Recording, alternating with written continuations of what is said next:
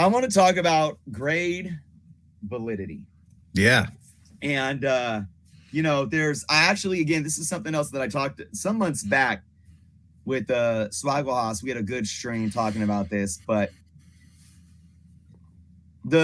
there's obviously a lot of talk and concern among content creators, just among people in forums and on social media within the hobby, that are, have valid concerns about the grading process. And for me, I question the lack of transparency from the grading process, especially from the big two, from CGC and CBCS.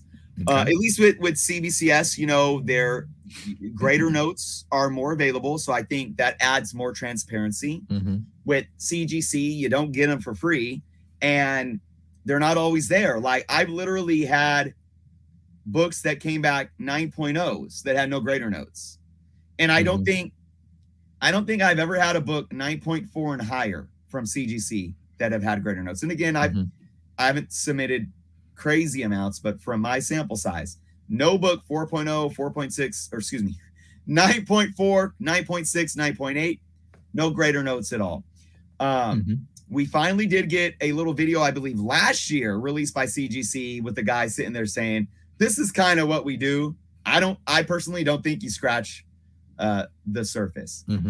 We also know that there is a huge gap between the value of a 9.6 and a 9.8. Yeah. And a lot of times I do think there's valid argument that sometimes you can't tell the difference between a 9.6 and a 9.8.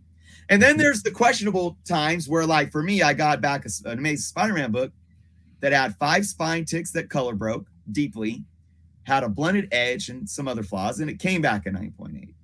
What are your thoughts currently? Wow. And again, this isn't just CGC, you can focus on CGC or CBCS if you want to, but just in general for graded comics, what is your current thoughts on the state of grade validity?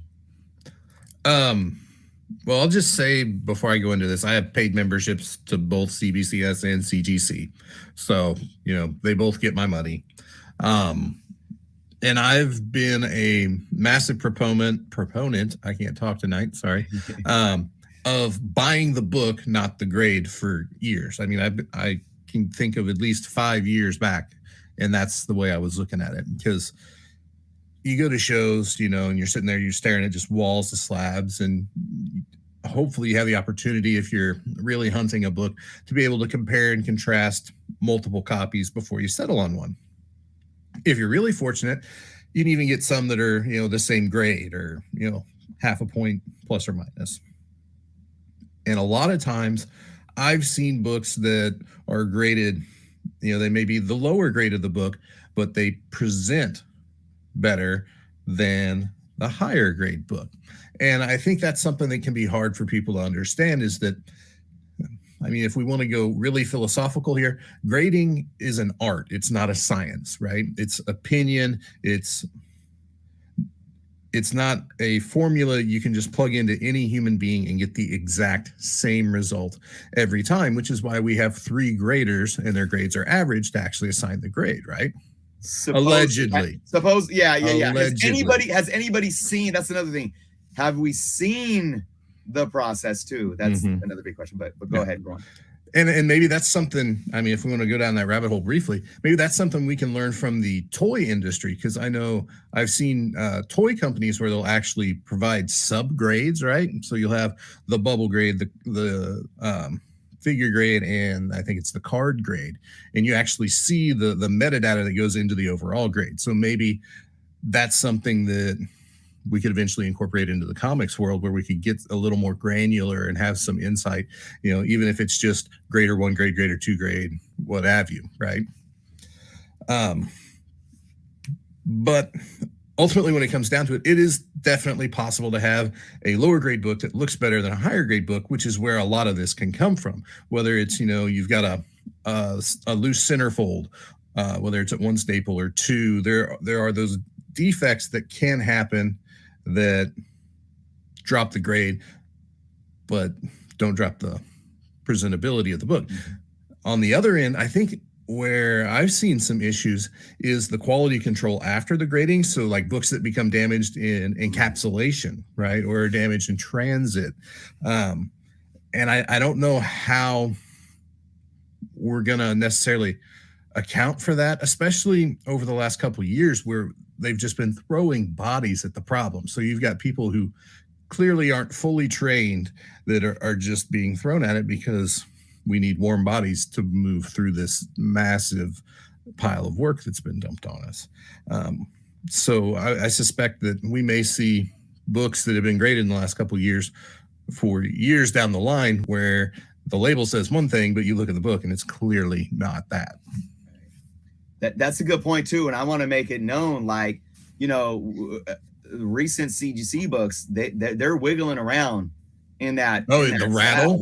Yeah. So if, you know, even if the UPS guy or whatever is just, having a field day, throwing them on the truck, throwing them on, it's like, I mean, that's a whole nother question of grade validity, because we're not even talking about the validity of the graders looking at the book and assigning a grade, but does that sticker grade hold through time if the book is vulnerable to damages at that point? I'm almost at the point where I have to kind of feel sorry for CGC, because so many of the problems of the last 5 years have been brought on by their own making.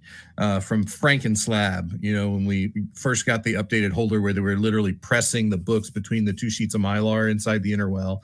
Then they're like, okay, that doesn't work. That's damaging books.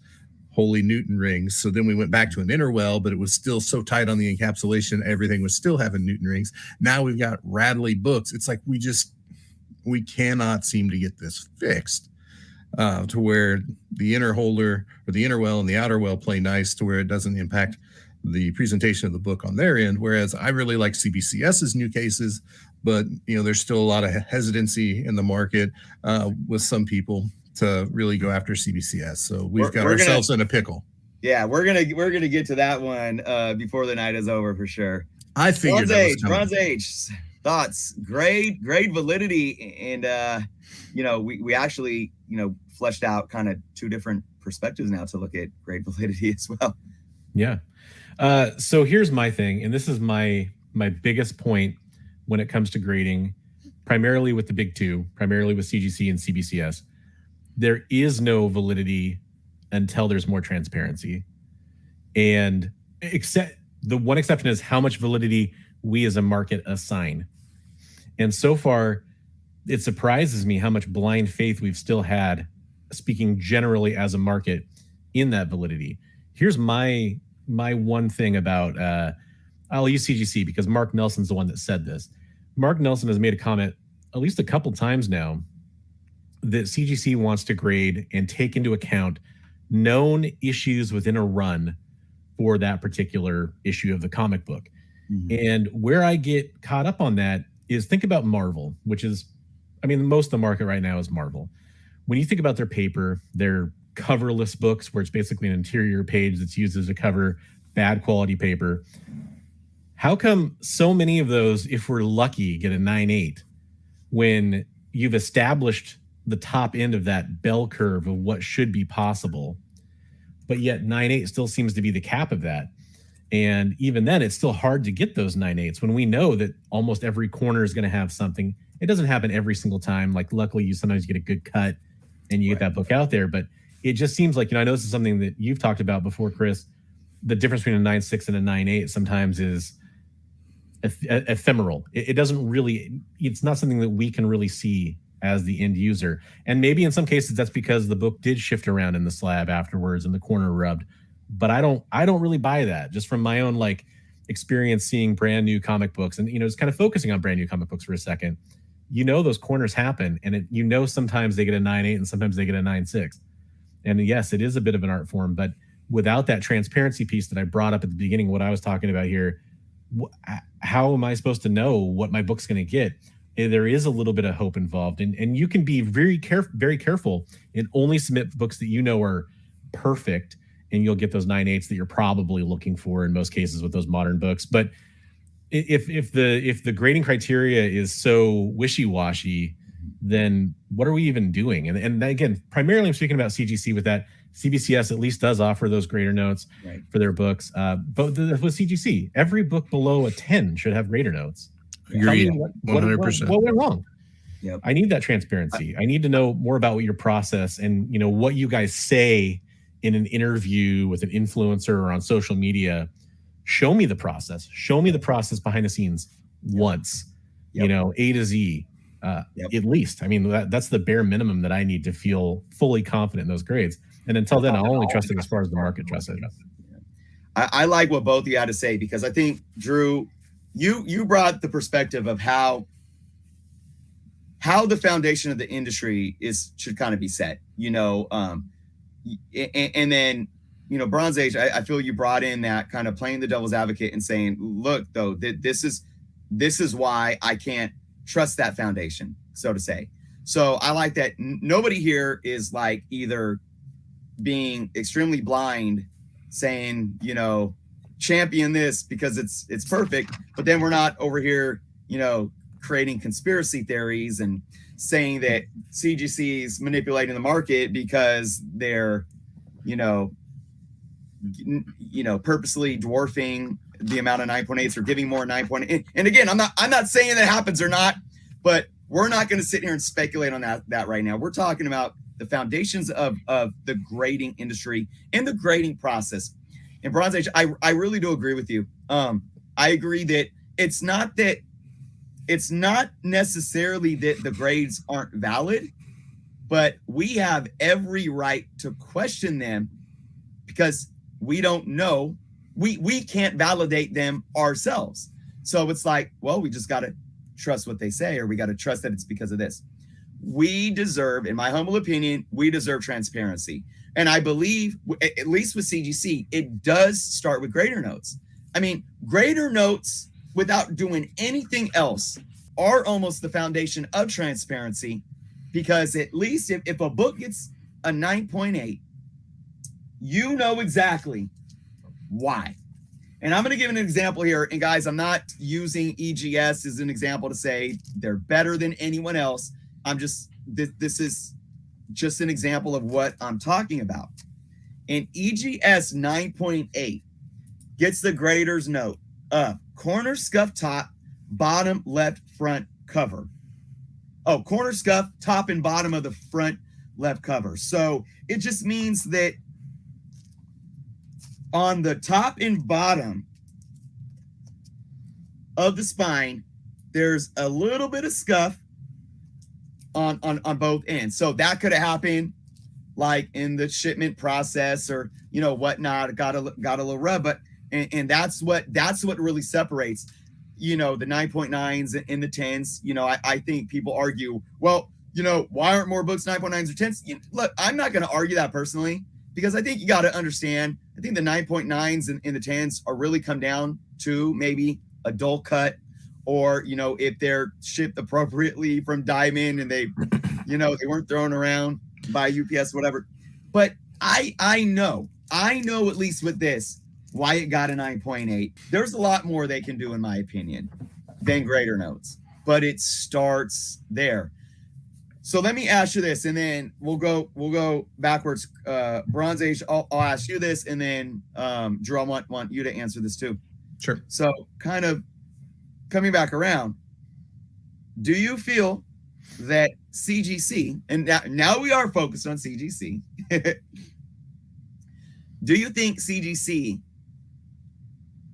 is not pushing grader notes because they are, in a sense, maybe too comfortable? I don't want to use the terms cocky or ego, or too egotistical. I don't want to go that far, but complacent.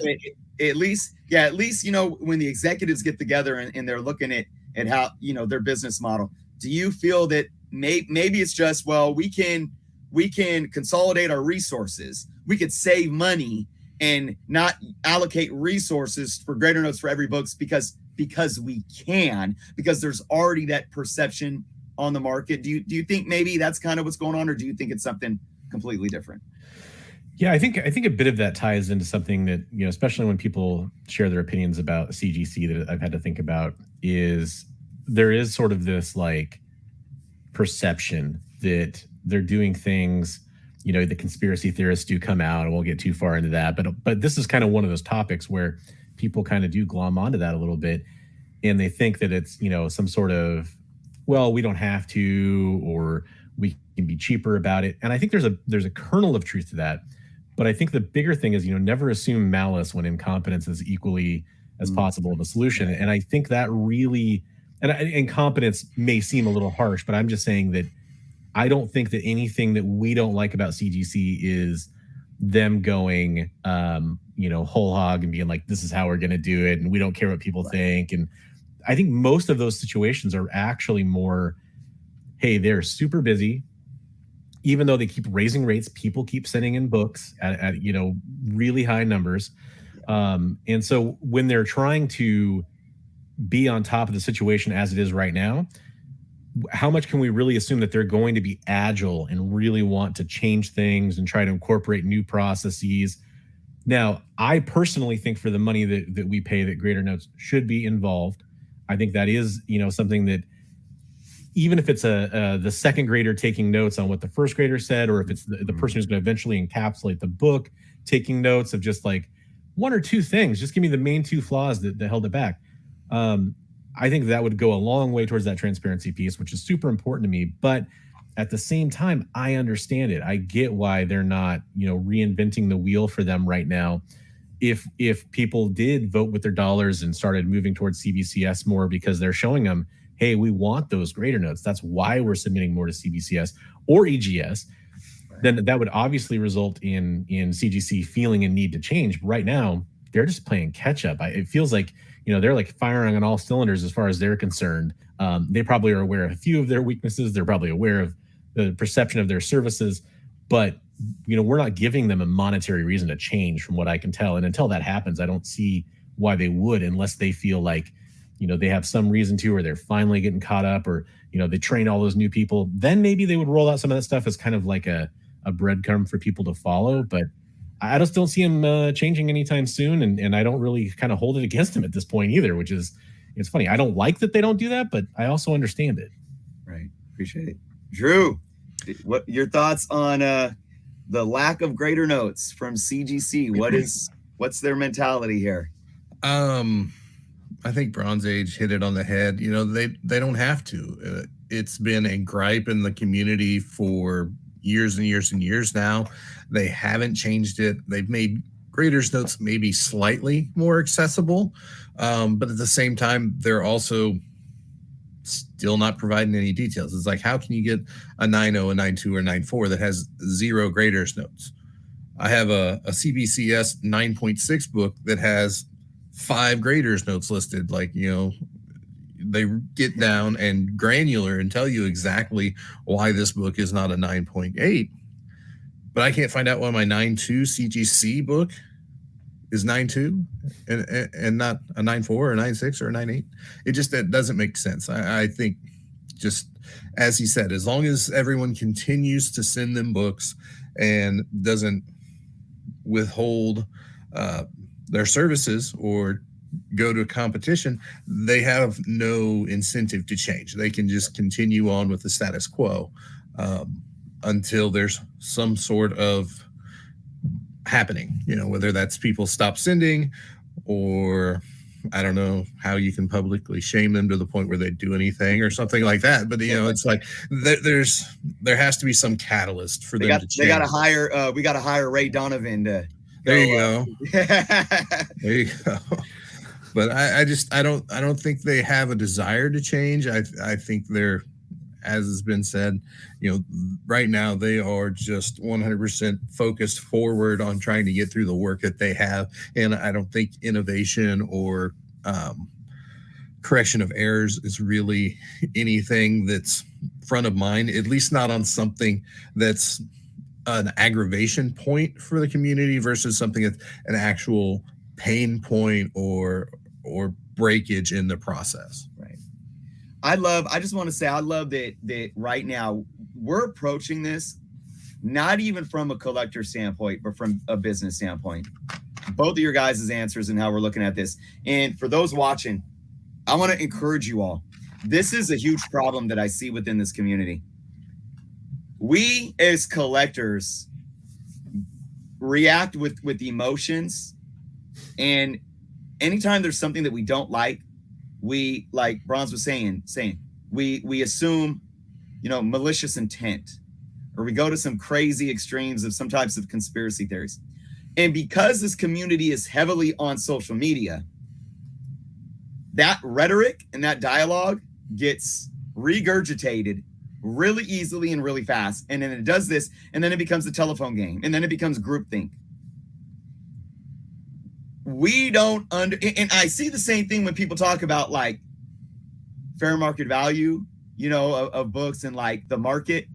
I can tell that people are like throwing out, buzzwords, bubbles and corrections, but they're not really understanding it. They just know that they heard somebody say that somewhere else, and now it's getting regurgitated without an actual, thought-provoking understanding or a real conceptual understanding of what they're talking about.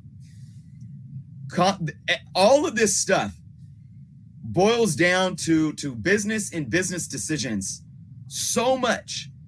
And I just want to reiterate too that we're not even going to talk about is CGC manipulating the market tonight. We're not even going there, because there's a better way to dive into these issues and to come to a possible solution, and really, guys, we got to be Rosa Parks, not getting off the bus.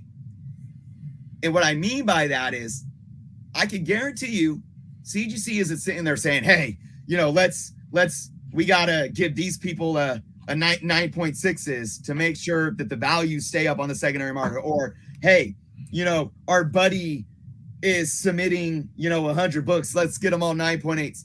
Instead of doing that, I can guarantee you, we can look at more of a situation where when the executives sit down at the board, at the table, they're sitting there saying, how do we maximize our profits and continue to drive our revenues? And it's that simple. Now, I'm not saying that the decisions that they come to are good ones that we're going to agree with, but just like Bronze was saying, it doesn't mean they're inherently malicious.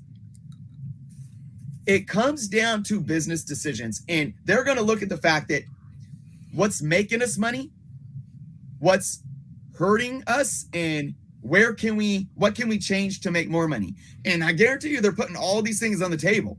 And right now, I can guarantee you they're putting it, if they're putting out, what can we change? What can bring us more money?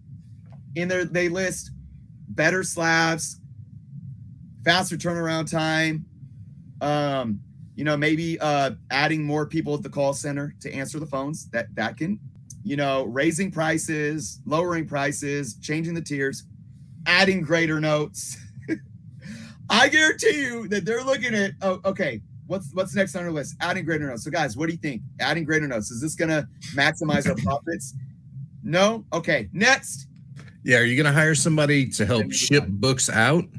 Or are you going to hire somebody to enter data on graders notes that your customer may or may not use even? Right. And unfortunately, while it seems like they're not doing any of these things, it seems like, well, they're not upping, turnaround time. They're not, the quality control, all these things. And somebody commented here. Let me see if I could find this comment. Because right here. Vaughn said, I think CGC put profits over quality control until it got out of hand and they knew something had to be done. So what I think is going on now is, I do think there was a point in time where, and whether or not they were even conscious of putting profits over quality, maybe they just didn't understand how to get to that better quality. But I think they realize now that like the foundation cracked in more than one spot, and it's cracking, and they're like in a rush to try to figure out how to fix this. And I think it's going to take a long time before we see any of these things. But I do believe, this is my final statement on this, and I'll let you guys get a final word, and then we'll go into our final talking point of the night. But my final word on this is, I do have faith that the grading industry in general is going to continue to evolve. But I do believe that CGC, even though at times I may feel like they may think they're Rome and they're too big to fail, but even Rome felt right. You know, it's like, I do think they understand that they're going to have to evolve. They're going to have to change things. They can't keep up with their own accepted status quo at some point. But I do think they know that they don't have to rush anything. You know, they're going to continue to maximize their profits and then slowly allocate their resources to where that long-term goal, they can still reach it to where folks are still sending them money, you know, years from now. So I'll let you guys get final word. Drew, final word. Yeah, I mean, it's the difference between turning a fishing boat and turning an oil tanker, right? So is your company smaller, you can be more you can react faster, right? You can make bigger, more substantial changes in your direction with less resistance than when you're this big hulking machine that's, you know, as established and just weighty as CGC is. Also, you know, it's not like they were all these years ago. Now you've got investment groups, you've got corporate entities that own them. So all of this stuff that previously, when they were smaller, could just come up to this level of corporate discussion. Well, now it's got to go up past the board, you know, and the CEO here, where you've got to make sure that your people that are cutting the checks and covering the bills are okay with it too. So I think that's a consideration there as well. And I think every business it's in their best interest to have happy customers, and it's just how long does it take the dissatisfaction to reach the ears of the people who can actually make change and address those issues. Absolutely. Bronze Age. Yeah, I just would kind of, to reiterate a little bit what Drew's saying there, to kind of echo some of the stuff we've said here. I would really encourage people that do have these issues to continue to be vocal about it, and to continue to kind of let CGC know. And I mean, there's plenty of people, and I totally understand this. There's people that say, hey, we should boycott CGC. And there's people that say, you know, I'm never going to use CGC again. And I get that. That's totally your decision. But you can still be a customer and still get your voice, you know, and your point across. Sometimes that's even heard a little bit more with open ears, because you're saying, hey, I'm going to continue to support you, but if you could improve this, I would appreciate it. Right. You can email them. You can say it on social media. You can say it in their comment section. Some of that's going to get through. If enough of us do that, at some point you have to believe that they're going to listen. And you know, people say, oh, well, CGC will never change. You have to remember, you know, some people may not be aware of this either. CGC did do, and is, I think, currently still doing, a pilot program to improve some of their grading processes. They're taking some new submissions, running them through a different test grading process as a test, and seeing how those things go. That's how come you have some people that are submitting books and getting them back within a month without fast track. We're seeing that happen. So we do know that they are interested in trying to improve things. It's exactly like Drew said, trying to turn that oil tanker. They're not as agile as, like, say, probably Tony is at EGS. You know, they're probably going to have to take a little bit more time to sort of turn things around. And you have to weigh that against how much money people are spending with them to continue to submit these books. Do you really expect them to stop everything and change these things that we don't like? Or is it really going to be more of a slow evolution? Yeah. And you just have to kind of look at it practically from a business perspective. That doesn't mean we have to be happy with it, but that's just how it's going to go. Right. Exactly. Good stuff, guys. All right.